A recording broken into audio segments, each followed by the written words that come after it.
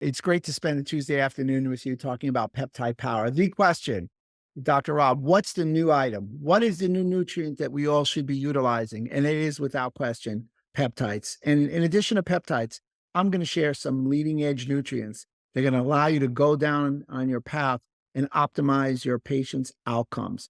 So let's talk a little bit about peptide power, a revolution in longevity therapy. Carrie Corbett Owen once said, no matter your age, you can still control your health, your wellness, and the incisive conversation of 2024 without question, longevity. So people always ask some very simple questions. I put this together. What are peptides? They're short chains of amino acids. They play a critical role in the body's signaling pathways. They're involved in a wide range of physiological processes, including growth, development, metabolism, and immune responses. How do they work? They work by binding to specific receptors on the surface of the cells, triggering a cascade of signaling events, ultimately leading to changes in gene expression and cellular function. Their signaling pathways in peptide therapy. Peptides or peptide therapy involves the use of synaptic or synthetic peptides to modulate specific signaling pathways in the body. Its goal is to treat various conditions such as metabolic disorders, inflammation, long COVID, good for the gut, and overall health, wealth, and performance.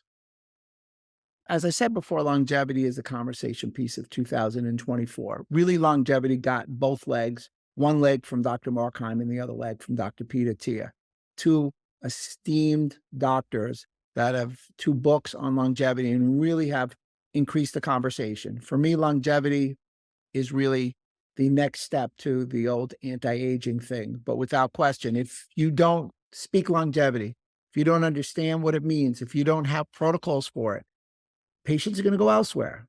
And it's great for us individually as well. But the question beckons, what's going on? Like, how do you define longevity? I define longevity by lifespan versus health span. Lifespan is obviously how long you live. Health span is how long you live healthy. But it means a little more than that. It's how long you live without a chronic disease. Chronic disease is wrecking the American medical system. 75% of Americans' healthcare dollars are spent on chronic disease, 86% of Medicare and 98% on Medicaid. So chronic disease is apparent. Deeper than that, I don't like to do just lifespan and health span. I like to think of vitality. So at 58 years old, that's the age I'm at. I don't want to just, obviously, I want to live a long time. I want to be healthy, but I want to be vital. I still want to be able to deadlift.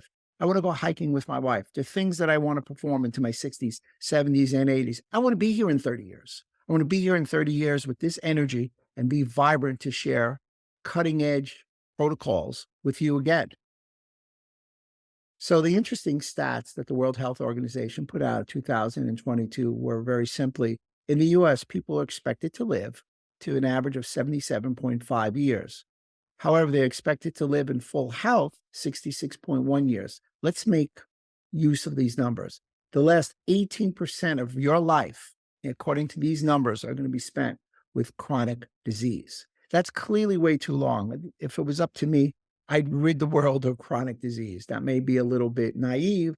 Nevertheless, I would love to decrease the incidence of chronic disease. Globally, lifespan is 73.3 years.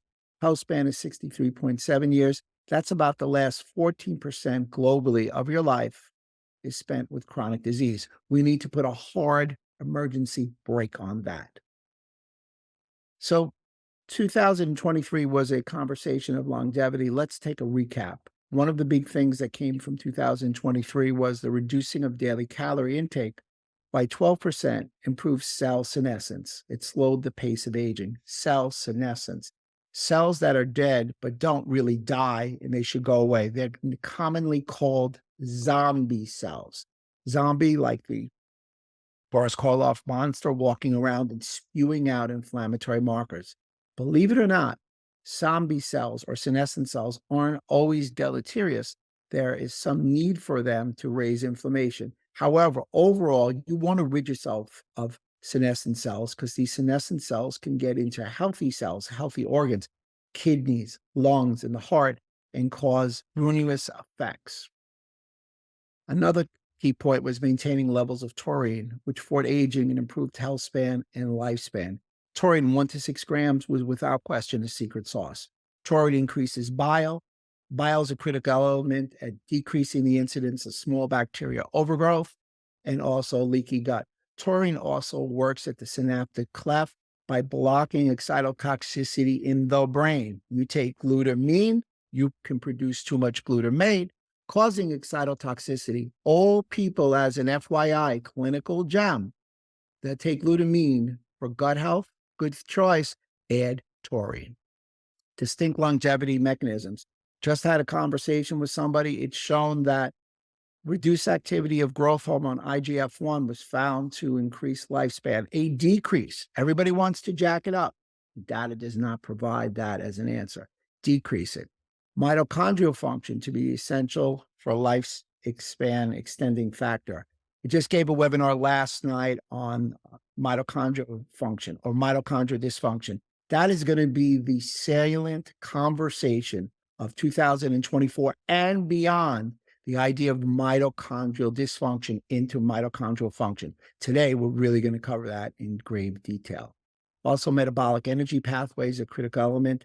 The ability for us to dispose of glucose. In a nutshell, another clinical gem, we need to cut down on our carbohydrates. We need to cut down on our ultra-processed food. A little FYI, 73% of the foods that are offered to us in America are made from ultra-processed food. We, as Americans, consume 63% of our calories from ultra-processed food. If I had to tell you to do one thing before we get to the supplementation to do, it would be to decrease the consumption of ultra-processed food. As Dr. Jack LaLanne once said, if man makes it, I won't eat it. So hallmarks of aging, great study, great article done in 2013. Some of the hallmarks of aging, we're talking about immune reboot. Adrian was kind enough to talk about my book, Immune Reboot. It refers to the idea of immune health and immune resilience. Immune resilience is looking behind the curtain of your immune system. It's your immune system to be resilient. You're not going to always have the same virus, bacteria. You're going to have variants to it. Our immune system, if it's resilient, is going to be robust. It has been stated that longevity is turning on the right health switches. I agree with that, but I believe the master switch is turning on a robust, resilient immune system. Moving right along, if you want to talk about immunity, inflammation is the bane of many of my patients' existence when they come in. If I had a mantra, it would be to manage and modulate inflammation. Inflammation is too high in most Americans. I believe COVID showed us a lot of things. One of the things that showed us that many Americans were pre-inflamed, the microbiome. There's 3 microbiomes of note, or at least the top of the list. Your gut microbiome. 80% of your immune cells are in your gut. It's where your macro and micronutrients are absorbed. You have a gum microbiome and you have a skin microbiome. Mitochondrial dysfunction. We're going to go into detail in some of the succeeding slides. Fascial injuries. I get excited when we talk about fascia. The best way to describe fascia is everybody would close their eyes and envision a chicken breast. And you're pulling the skin from the chicken breast. There's the muscle, there's the skin. And that white film that connects the muscle and the skin, that's fascia. It's an intracellular communicator. Fascial injuries lead you down a slippery slope, failing health. Vagus nerve tone, cranial nerve number 10, goes from the medulla oblongata, the bottom of the brainstem, down through the transverse colon. Vagal nerve tone is typically decreased. Vagal nerve tone being decreased leads you down a host of health issues, one of which is digestion issues, one of which is actually long COVID. So we want to increase vagus nerve tone. Telomere shortening, I think we know a lot about that. The loss of muscle mass. It has been stated that muscle is the longevity organ. I believe that muscle is the currency and the start going down the longevity pathway. Step 1, muscle mass. Everybody do some resistant exercise. Step 2, and it's a big step up, it's muscle to fat ratio. So if I'm 185 pounds and 10% body fat and 100 pounds of skeletal muscle, I'm in good standing. However, if I come back in next year and give a talk and I'm 205 pounds at 24% body fat with the same skeletal muscle, I still have too high a body fat now. So muscle mass is a great starting point. Muscle to fat better, and ultimately VO2 max and grip strength. Disrupted nutrient sensing, we're going to talk about that, of insulin signaling, mTOR pathway, AMPK, sortilins, and of course, compromised autophagy, your inability to get rid of your zombie and senescent cells. They did a follow-up study 10 years later, and guess what they found out? All the hallmarks are interconnected. Thanks for the memo. The body's all interconnected. All the systems are interconnected. But some new adds to the list of hallmark of aging. Number one, dysbiosis and leveling of good and bad bacteria. You need 85.1% good bacteria not to have dysbiosis. There's not a lot of dietary cheating when you need 85% good bacteria. Chronic inflammation also, as opposed to just inflammation, chronic inflammation, and the disabled macroautophagy, one of the forms of autophagy. Biomarkers of longevity. The biomarkers of longevity, interleukin-1 beta, interleukin-6, interleukin-8, and TNF-alpha. They're all inflammatory markers. Interleukin-1 beta implies damage, believe it or not, to the intervertebral disc, and 6 and 8 are overall inflammatory markers, as well as TNF-alpha. C-reactive protein, tissue inflammatory marker. Notice everything's based on inflammation. Hemoglobin A1C, your standard blood sugar marker, tells you your average of your blood sugar over 120 days, with an emphasis of 50% of the test on the last 30 days. ApoE4. Here's a question, and give your answer to Adrian. Now, I'm going to let it be a yes or no. Who knows their ApoE status? You all need to know it, and you all should know it. ApoE2. If you have ApoE2, you're in 1% of the population. You'll probably never see Alzheimer's. 75% of the population has ApoE3, like myself. That means that you're fine. You're in neutral. If you lead a good, healthy lifestyle, you go forward and you can avoid Alzheimer's. If you're in that neutral with that ApoE3 and you have a bad lifestyle, a lot of sugar, exposure, etc., you can contract Alzheimer's. If you have an ApoE4 or two alleles of ApoE4, you have an 80% genetic increase of getting Alzheimer's. So what do? You start on your anti-Alzheimer's protocol now. Anybody have any questions? Feel free to reach out. Lipopolysaccharide, LPS, what a marker. It holds gram-negative bacteria on the inside of the intestinal wall while it hangs out on the outside of the wall. When LPS is expressed in a blood test, it shows a barrage of the direct binding to structures like testes, ovaries, the brain, the gut, and others. LPS, or the expression of LPS, increases the incidence of heart disease by 3 times. LP(a), everybody should test their LP(a). 1% of the population has that tested. That's a genetic marker for heart attack. A lot of reasons I believe that LP(a) is not tested for, one of which, unfortunately, statin usage increases LP(a). Lifestyle and supplements decrease LP(a). Blood pressure, a great marker. Body composition, as we talked before.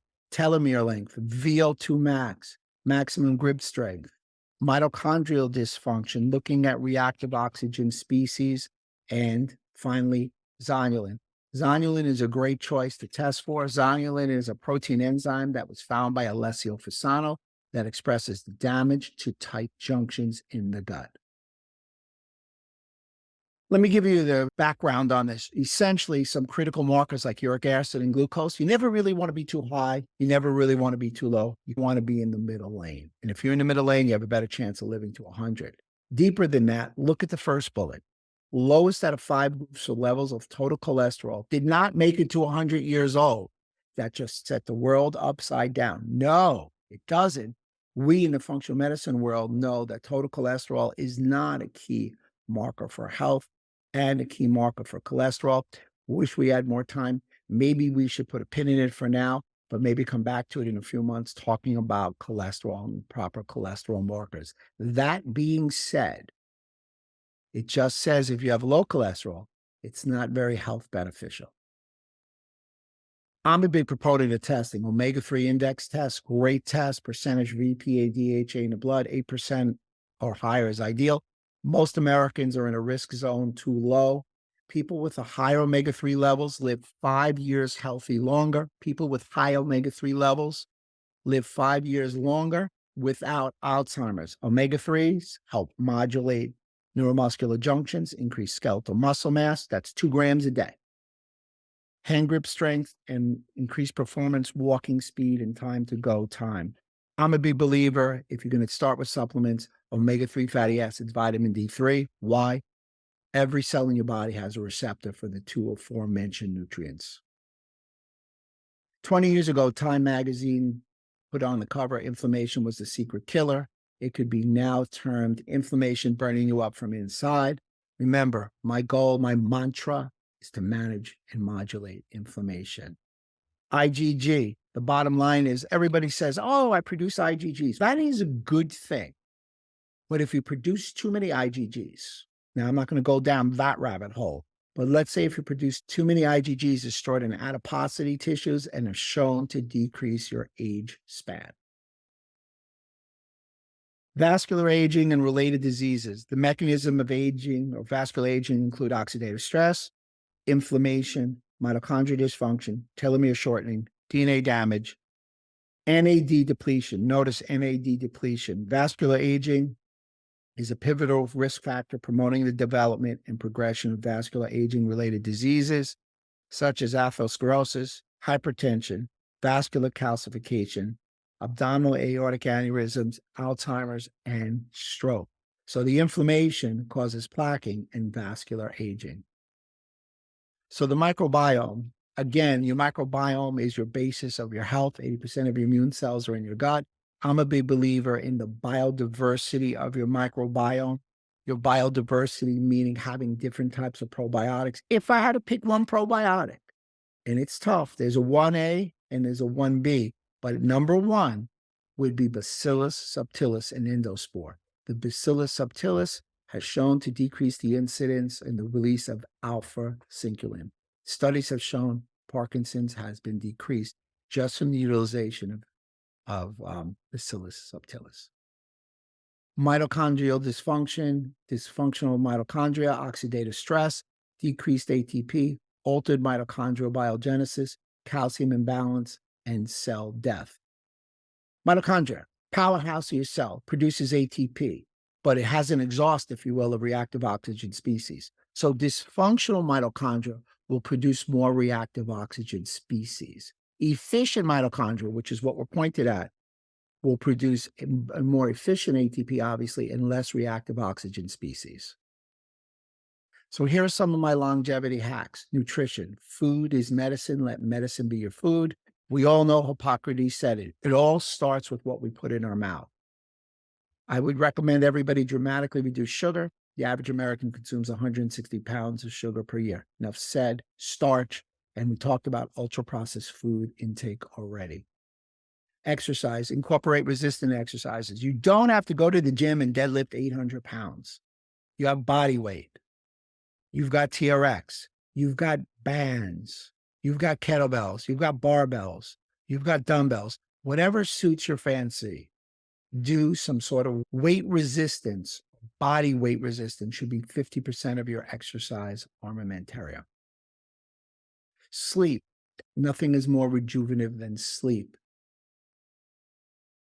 7 to 9 hours of good quality sleep is a great choice. Sleep allows your brain to really go to 40% of its size, squeeze out its metabolic waste, and avoid a lot of neurodegenerative diseases. Health detectables. I'm wearing one. It's not a wedding ring. I'm happily married. I'm proud to be married. But it's an Oura ring. Great option. It gives me feedback. Continuous glucose monitor. Everybody should wear one of those. A continuous glucose monitor, without question, will give you individual feedback, create an awareness. And it's something that I did and found out things about my metabolism that I didn't even know. If you believe in root cause resolution, it's getting to the root cause, but it's individualizing and personalizing for somebody. Continuous glucose monitor will enable you to do that. Lifestyle and mindset, health is wealth. Everybody say that 3 times. Intermittent fasting. I am a big proponent of intermittent fasting. I believe in intermittent fasting, 14 and 10, 14 hours of a fast, 10 hours of a feed. It allows me to get 3 good square meals in a day. Bodybuilding is different. And for women, here's a little clinical gem.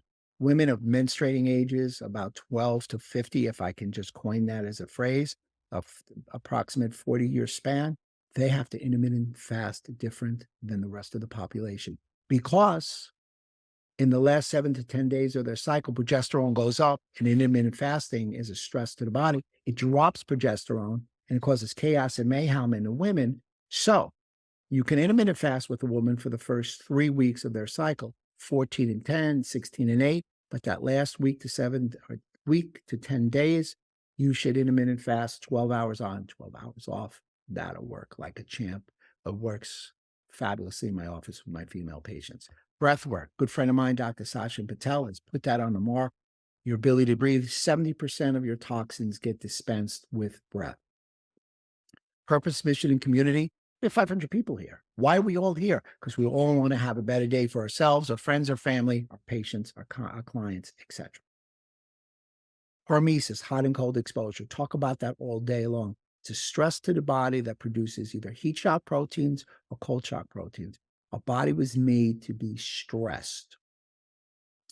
So the stress is typically a sauna for hot, 140 to 180 degrees is where you want to be with a sauna. 200 degrees or more damages the blood-brain barrier. For me, the data reveals that 50 to 59 degrees for cold will do those cold shock proteins. Supplements, we're going to go through a bevy of them, I promise. And low-level laser. I wish I had a whole seminar to my own on low-level laser, non-thermal laser, electromagnetic transfer of energy, class 2 laser, not class 3 or 4. Class 2 is where I'm at.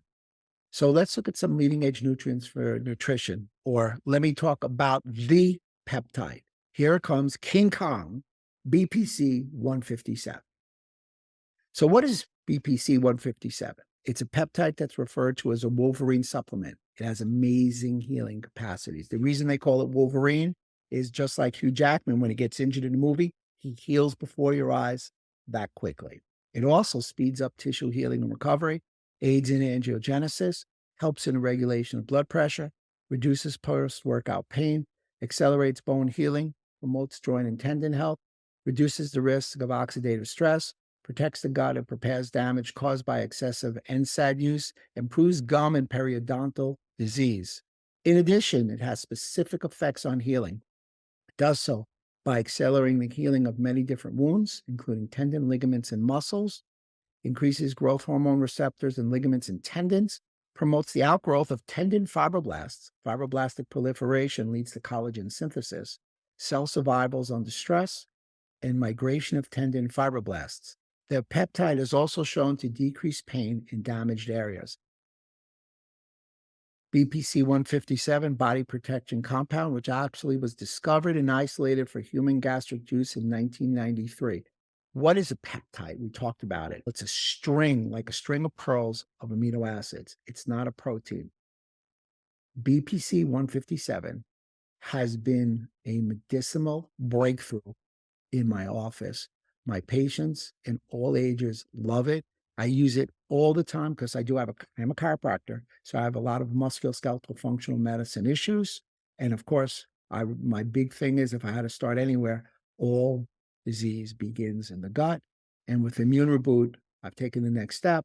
BPC 157 is a great choice to use in your long COVID protocol. So if you had to start with anything, the peptide of choice, and you can get it now orally because no longer can you get it injectable. You can get it orally, would be BPC 157.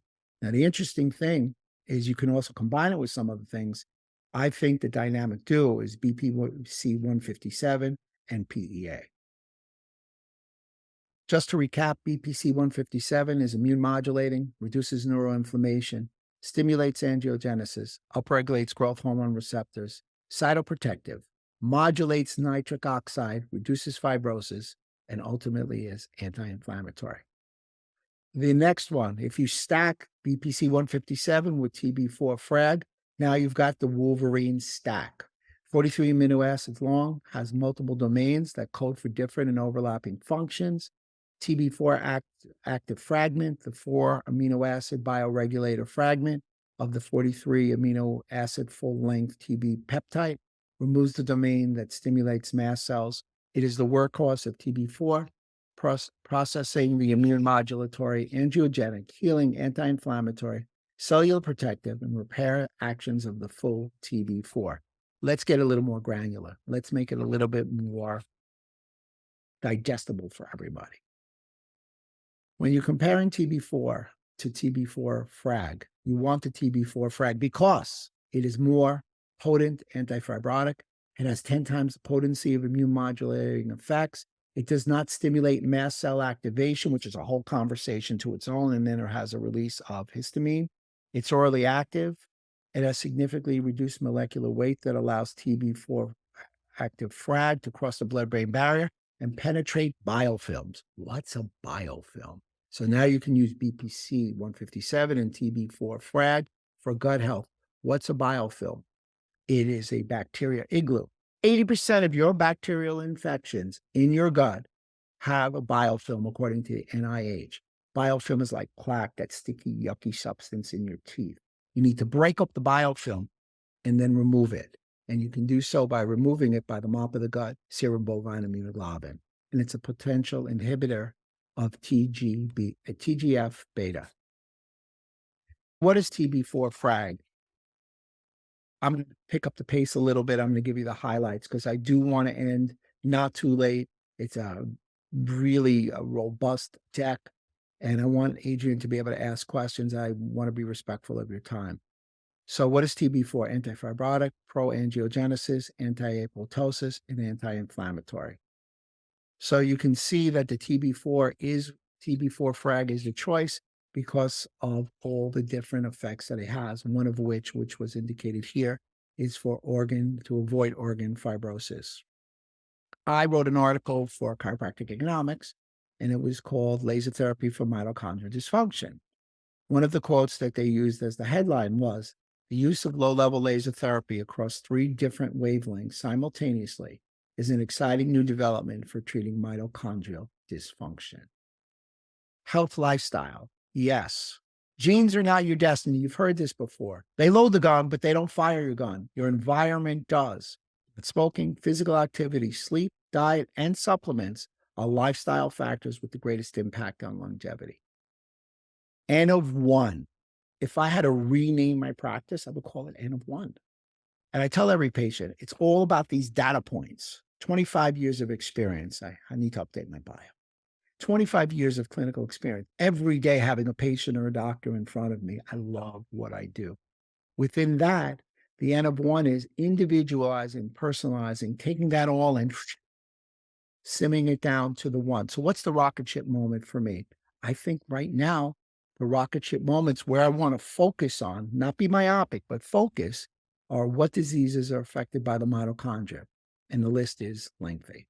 Skeletal muscle and movement disorders, metabolic disorders and diabetes, mitochondrial diseases, cardiac disease, neurodegenerative disease, vascular disease and atherosclerosis, aging, renal disease, and neurological disorders, and even autism.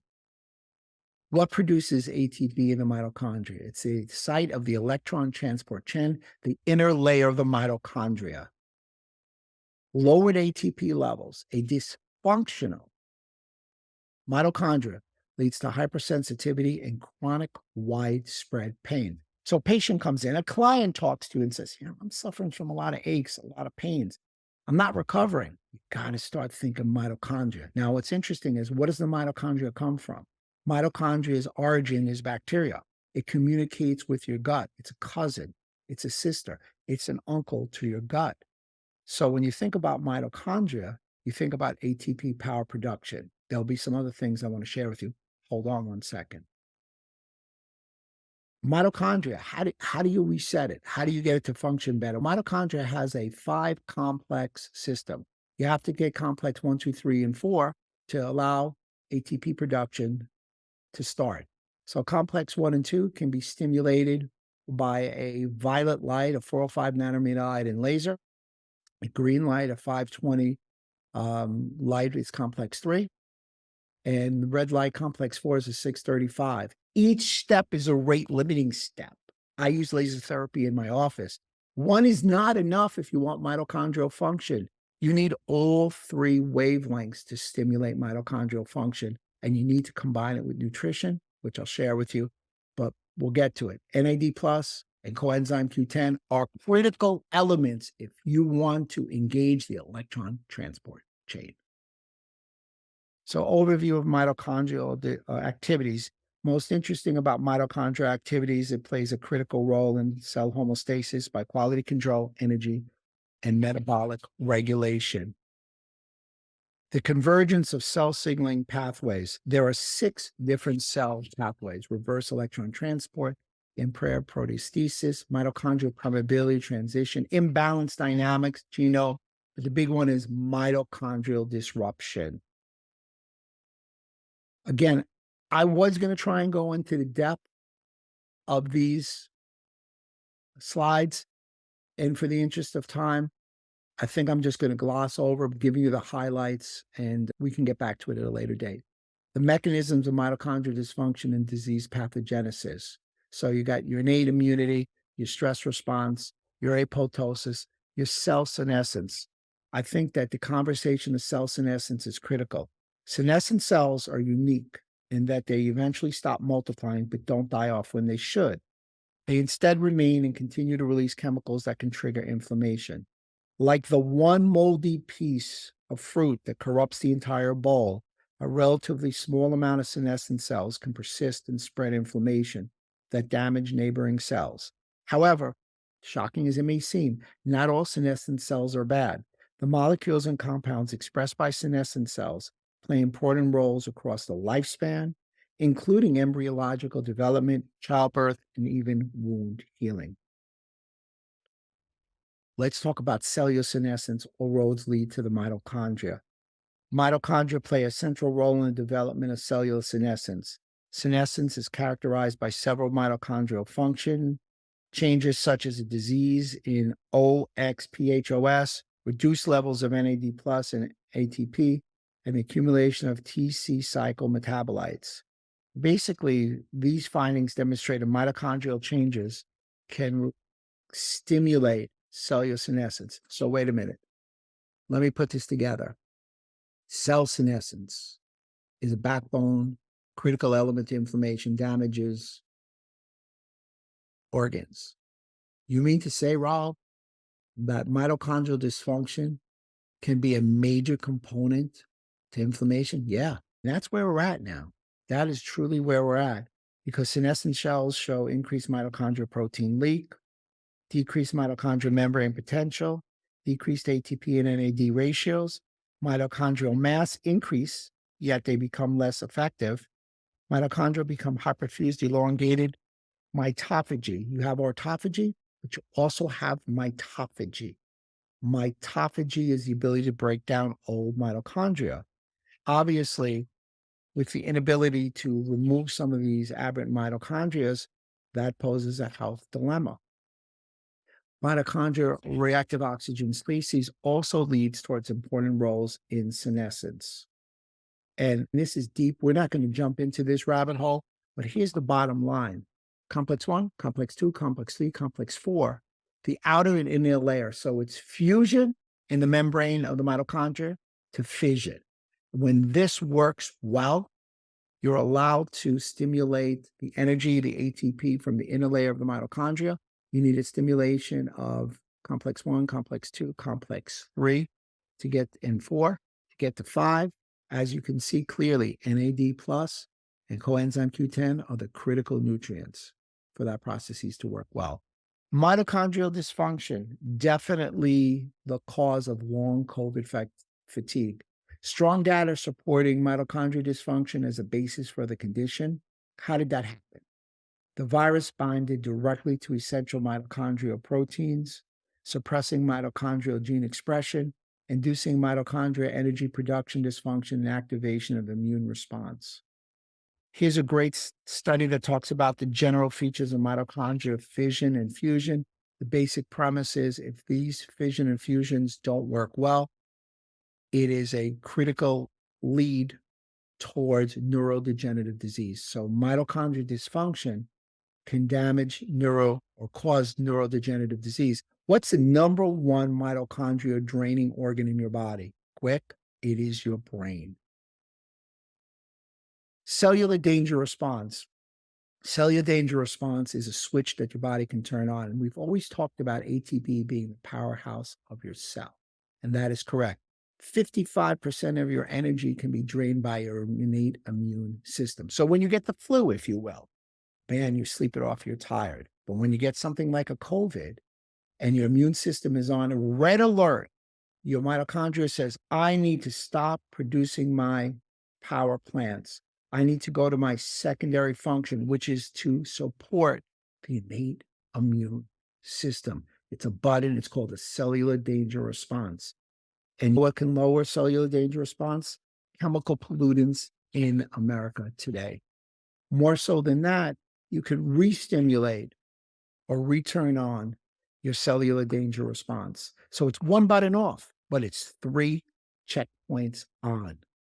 Each one of these checkpoints is a rate limiting step. That's why it's so easy for people to get tired, but it's so hard for them to come out of it because it's 3 turnstiles that you have to utilize to get back to reset your mitochondria. And that blows people's mind when they hear that. So let's review one more time. Cellular danger response is your mitochondria's one button press that shuts off its energy producing capacities to help with innate immunity. If you want to turn back on your mitochondria's energy producing plants, you have to go through 3 different checkpoints. If you can't go 1, 2, 3, each is a rate limiting step and you're not back to where you were before. And that's why one of the major complaints in American doctor offices today is fatigue. And this is the backbone of why people have long COVID, people have fatigue associated with Lyme, et cetera, et cetera, et cetera. Here is my cellular danger response protocol. If you want to improve your mitochondrial function and decrease your fatigue, NADH, critical, B vitamins, coenzyme Q10, acetyl L-carnitine, alpha lipoic acid, glutathione, magnesium, zinc, selenium, vitamin C, and a whole plethora of different type of mushrooms. For me, as an aside, mushrooms are a great choice food. They're so low in calories, so high in nutrients. And that's why, I'll say it here, there are people out there that say calories in, calories out. Sorry, I'm not a proportion to that. I don't count calories, I count chemicals. I don't count calories, I count nutrients. I don't count calories, I count satiety. I don't count calories, I count health events. I don't count calories, I count its effect on thermodynamics. So again, enough said. Let's dig in. A lot of you came for this. Here's my Dr. Rob's leading edge nutrients for mitochondrial function, longevity, and vitality. Let's gas through these. A great nutrient I think everybody should consider to add would be fisetin. Fisetin decreases inflammation, cell proliferation, but yet stopping the cell from growing and proliferating, but allowing it to become more vascular in angiogenesis. It also stimulates autophagy, but it stops apoptosis. Everybody knows what curcumin is. What a beautiful herb. Curcumin is great, but which form of curcumin? Here's curcumin versus tetrahydrocurcumin. Tetrahydrocurcumin is more active than curcumin. It's not more active. It's exponentially more active. Just look at the yellow versus the blue. Curcumin is great, but you want the most bioavailable form. Right now, tetrahydrocurcumin takes the cake. EGCG, green tea, shows for an inhibition of angiogenesis, allows for the regulation of phase 1 and phase 2 enzymes and detox, decreases cell cycle arrest, allows for the activation of tumor suppressor genes, great inhibitor of pro-inflammatory mediators. Nothing blocks the dock in the immune system better at an ACE2 level. March of 2020, nothing protected you from the COVID virus better than doses of green tea. That's as far as we'll go with that. Quercetin, antioxidant, anti-inflammatory, anti-aging, antibacterial, antiviral. It really cuts across an array of health-promoting properties. Jojoba. People said, jojoba, where does it come from? Himalayan, Tartary, buckwheat. So without affecting healthy levels of free radicals, the cells required to function normally. Jojoba is a cytokine modulator that supports healthy aging, DNA integrity, brain function, immunity, and circulatory system health. By the way, you want another peptide number 3? Buckwheat peptides, antimicrobial, antihypertensive, anti-diabetic, anti-aging. Buckwheat peptides and proteins have shown biofunctions to other peptides. Buckwheat proteins and peptides have potential food applications. I would say it's the new nutrient. It's maybe the new girl in the neighborhood, and that would be ergothioneine. Unique cellular transport allows ergothioneine to get inside the cell.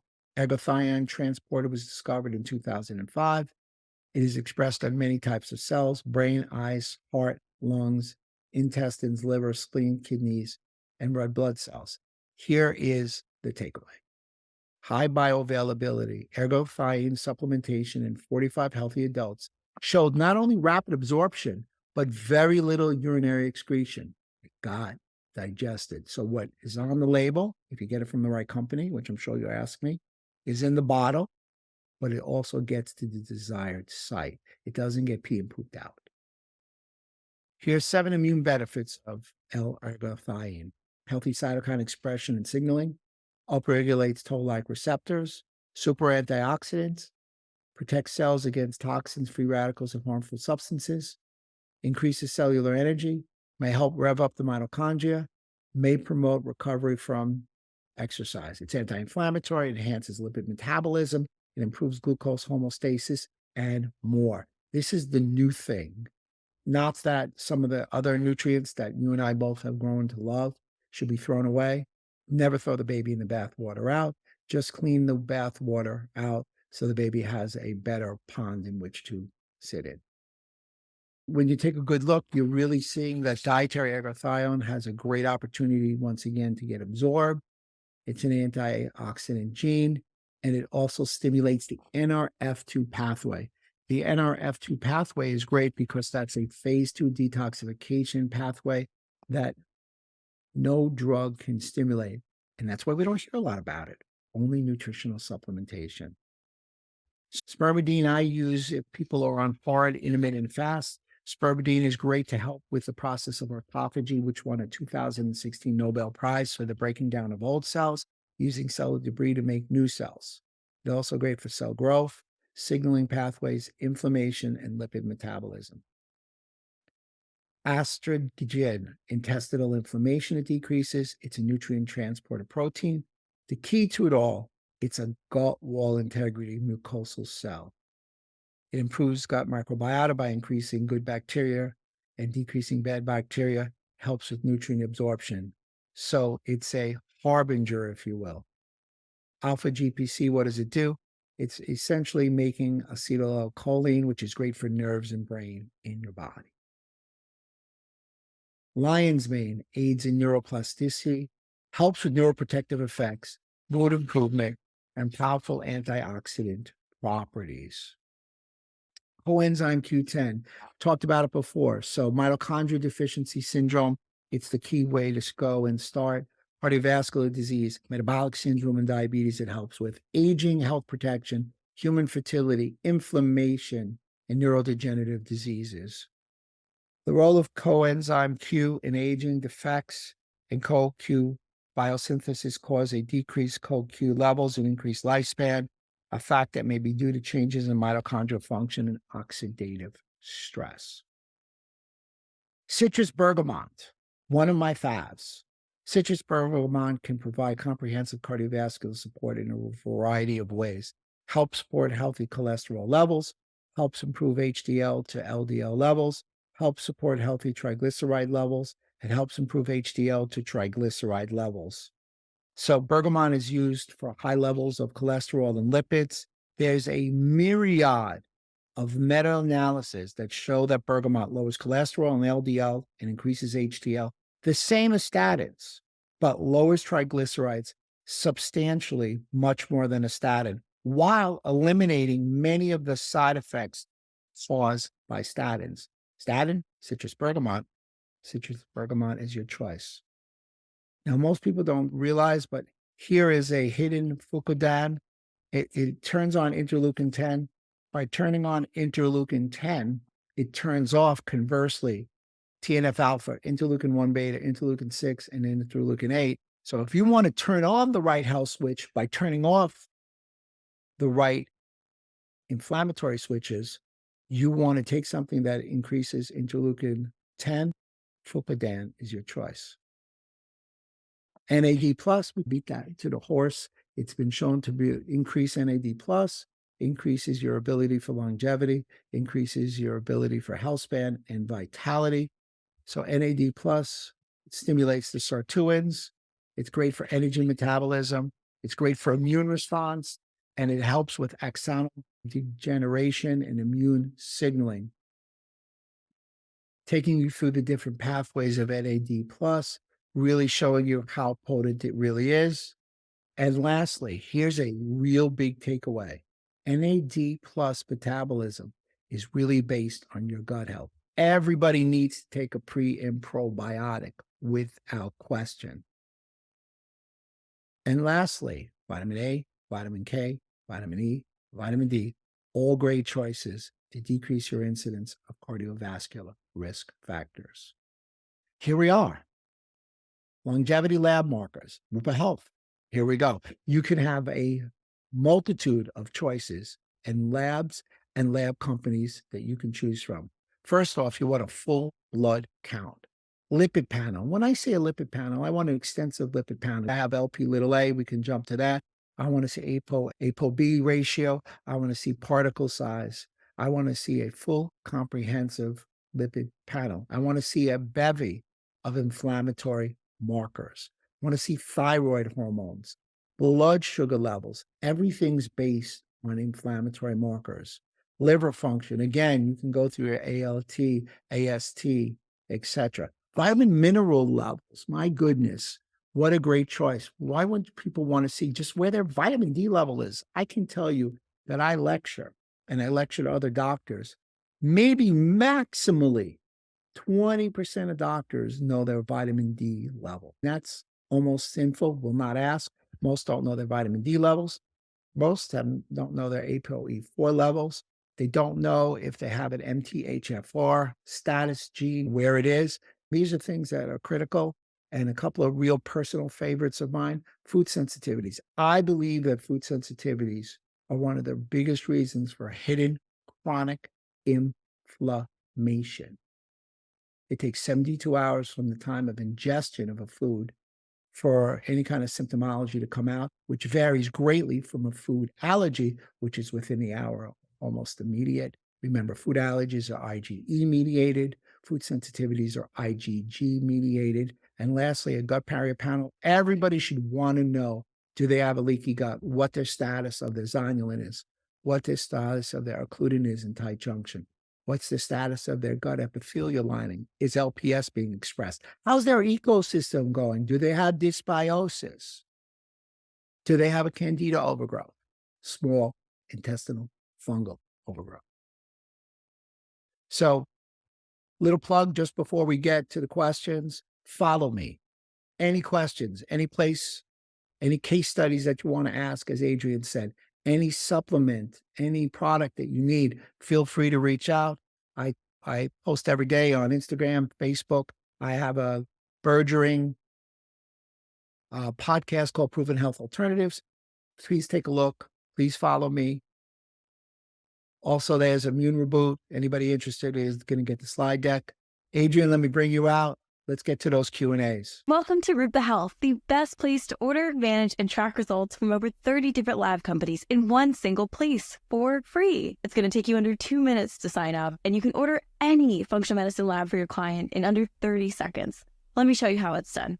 So here's our beautiful interface. I'm typing in the name of my client, selecting the lab that I want to order for them, and hitting send. From there, Rupa and their amazing team handle the rest. They email the client, collect payment, and even offer an interest-free 3-month payment plan. We've also built the world's largest library of information about chronic health conditions, the lab tests that can help you find the root cause, and the evidence-based interventions that you can use to help people heal from them. It's called the Rupa Health magazine. There, we have in-depth articles about almost any health condition you can imagine. And we give you step-by-step protocols that other clinicians have used to help their clients heal and that are verified by evidence-based sources. You should totally check it out, and it'll transform your practice. And we can't wait to see you. So make sure you sign up today at rupahealth.com.